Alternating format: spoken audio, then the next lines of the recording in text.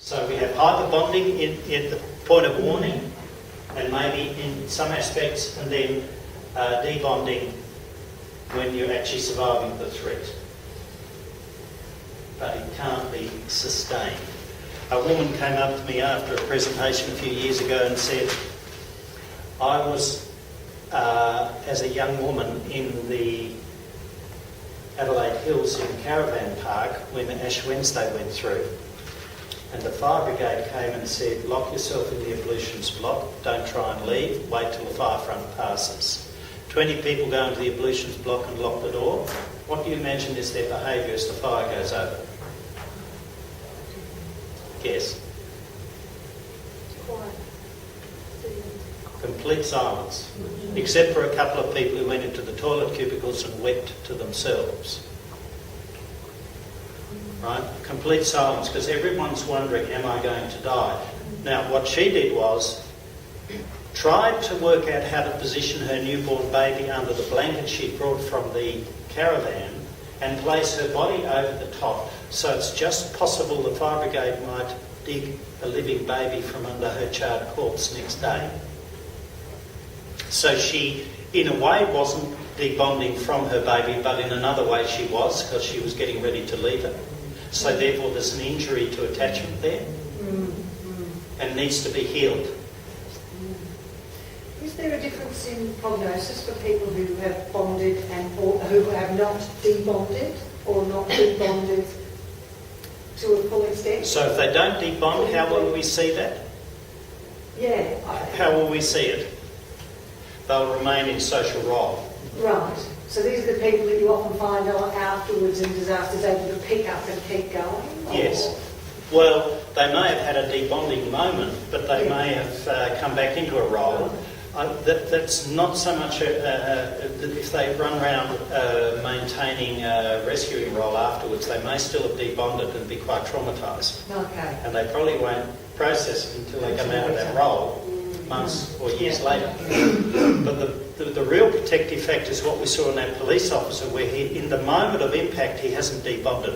Okay. Now, for 18 years I ran the DHS debriefing service, and some of you may be aware of how much controversy there is about debriefing, with all these studies showing that it supposedly doesn't work. Well, I can tell you that the fundamental construct you need to bear in mind is that what determines whether you're dealing with critical incident stress, for which CISM and debriefing are extremely effective, if they're done by well-trained people at the right time and backed up by good management procedures. If those aren't there, it's not going to work. And a 2-day workshop to research assistants so that they can conduct a randomised control trial is not training. It took me 10 years to know what I was doing. End of brackets. The fundamental thing is, if you're going to do debriefing, you need to do it to people who remain in role. If they fall out of role, they've gone over the cusp into trauma. And debriefing won't do them any harm if it's done by a well-trained person at the right time with a lot of sensitivity, but it won't actually stop them having a traumatic injury. Whereas if they remain in role and have a serious critical incident, they may, if not helped, have persistent post-traumatic symptomatology, intrusive memories, numbing and dissociation, etc. But if you can debrief them, you will see that a good session will change it and get the recovery process going. One session. You know, I remember doing a debrief, being asked to do a debrief with a child protection manager after a very nasty child death some years ago. And when I got the name of this person, I thought, that's vaguely familiar. When he came in, he said, do you remember me?